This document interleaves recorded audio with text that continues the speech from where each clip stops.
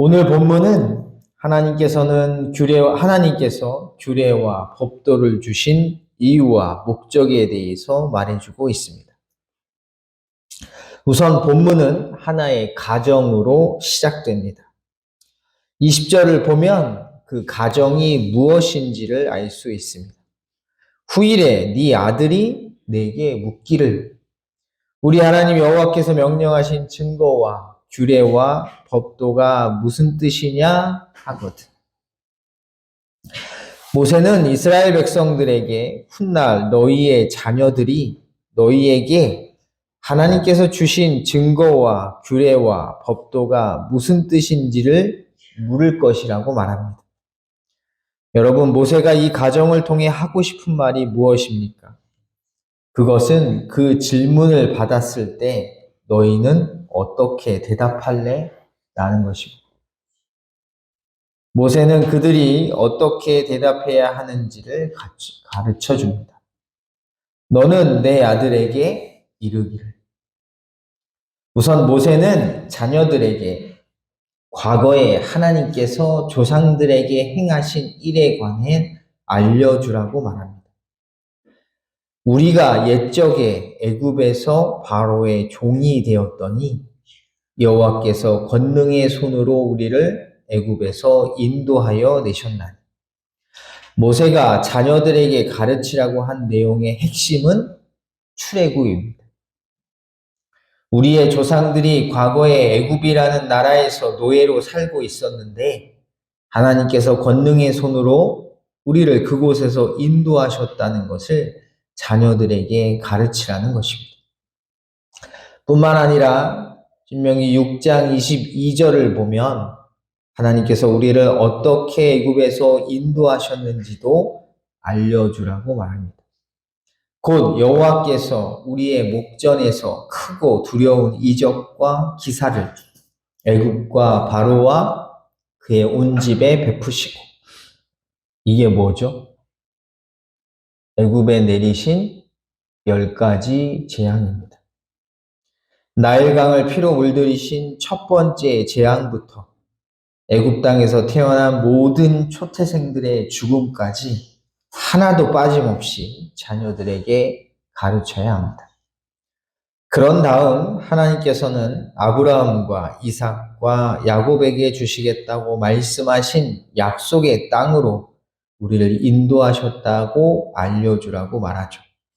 우리 조상들에게 맹세하신 땅을 우리에게 주어 들어가게 하시려고 우리를 거기서 인도하여 내시고, 그런 다음 하나님께서 우리들에게 규례를 명령하셨다고 알려주라고 말합니다. 여호와께서 우리에게 이 모든 규례를 지키라 명령하셨습니다. 여기서 우리는 하나님께서 계명과 규례와 법도를 주신 이유를 알게 됩니다. 그리고 이스라엘 백성들은 그것을 자녀들에게 알려줘야 하죠. 하나님께서 율법을 주신 이유가 무엇입니까? 바로 그들을 애굽의 종에서 건져내어 하나님의 백성으로 살아갈 수 있도록 해주셨기 때문입니다. 우리가 옛적에 애굽에서 바로의 종이 되었던 우리 조상들에게 맹세하신 땅을 우리에게 주어 들어가게 하시려고 우리를 거기서 인도하여 내시고, 이것이 바로 하나님께서 계명과 규례와 법도를 주신 이유입니다. 쉽게 말해 이제 너희의 신분은 애굽의 종이 아니라 하나님의 백성이라는 것이죠. 그러니 하나님의 백성답게 살아가기 위해서 너희는 내가 너희에게 명령한 계명과 규례와 법도를 지켜야 한다는 것입니다. 그렇다면 하나님께서 주신 계명과 규례와 법도를 주신 목적은 무엇일까요? 이에 대한 답이 24절입니다. 우리 함께 24절을 읽어보겠습니다. 말씀을 읽습니다. 여호와께서 우리에게 이 모든 규례와 이는 우리가 우리 하나님 여호와를 항상 복을 누리게 하기 위하심이며 또 여호와께서 우리를 오늘과 같이 살게 하려 하심이라. 아멘. 하나님께서 이스라엘 백성들에게 계명과 규례와 법도를 주셔서 지키게 하시는 궁극적인 목적은 그렇게 함으로써 그들이 하나님을 경외하도록 하기 위해서입니다. 왜냐하면 그래야만 그들이 하나님께서 주시는 복을 누리며 약속의 땅에서 생명을 누릴 수 있기 때문입니다. 여러분, 모세의 마지막 말에 우리는 주목해야 합니다. 또 여호와께서 우리를 오늘과 같이 살게 하려 하심이라. 모세의 이 말을 듣는 이가 누구입니까? 이스라엘 백성들의 자녀들, 후손들입니다. 따라서 그들에게 있어서 이 말은 이런 의미인 것입니다. 너희가 오늘 하나님께서 주신 약속의 땅에서 살아가고 있는 이유가 무엇인 줄 아느냐? 바로 너희의 부모 세대들이 하나님께서 베풀어 주신 구원의 은혜를 잊지 않고 하나님께서 주신 계명과 규례와 법도를 잘 지켰기 때문이다. 그러니 너희도 어떻게 해야 한다는 것입니까?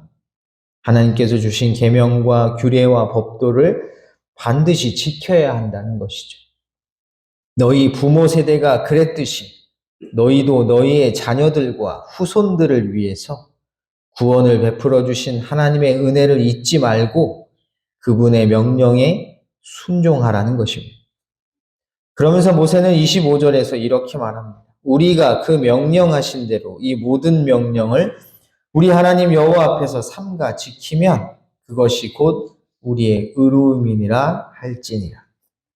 쉽게 말해 그렇게 너희가 하나님의 계명과 규례와 법도에 순종하면 하나님께서 그것을 보시고 너희를 의롭다고 해주실 것이라는 말입니다.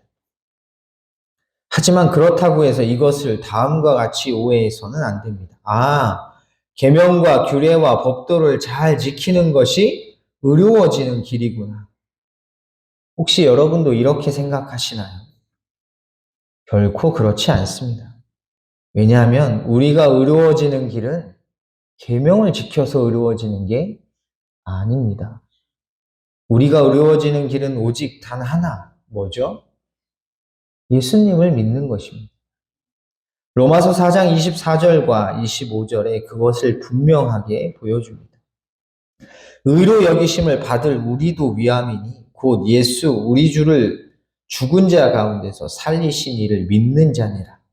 예수는 우리가 범죄한 것 때문에 내줌이 되고 또한 우리를 의롭다 하시기 위하여 살아나셨습니다. 우리가 의로워지려면 두 단계가 필요합니다. 먼저 뭐를 없애야 하죠? 우리의 죄를 없애야 합니다. 그리고 새롭게 태어나야 합니다. 쉽게 표현하면 우리 앞에 붙어있는 죄인의 꼬리표를 떼어내고 의인이라는 명찰을 붙여야 합니다. 그런데 이것을 해주실 수 있는 분은 오직 한 분, 예수님밖에 없습니다. 그리고 그것을 실제로 해주셨죠. 어디에서요? 십자가에서요. 십자가에서 죽으심으로 죄인이라는 꼬리표를 없애주셨고 다시 살아나심으로 나에게 의인이라는 새로운 명찰을 붙여주신 것입니다. 사도 바울은 이것을 믿어야 한다고 말하고 있는 것이죠. 실제로 신명기 9장 4절에서 6절을 보면 이렇게 되어 있습니다. 조금 긴데 제가 읽어드리겠습니다. 네 하나님 여호와께서 그들을 네 앞에서 쫓아내신 후에 네가 심중에 이르기를 내 공의로움으로 말미암아 여호와께서 나를 이 땅으로 인도하여 들여서 그것을 차지하게 하셨다 하지 말라. 이 민족들이 악함으로 말미암아 여호와께서 그들을 네 앞에서 쫓아내심이니라.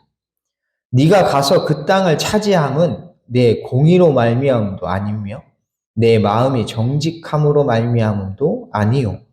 이 민족들이 악함으로 말미암아 내 하나님 여호와께서 그들을 네 앞에서 쫓아내심이라.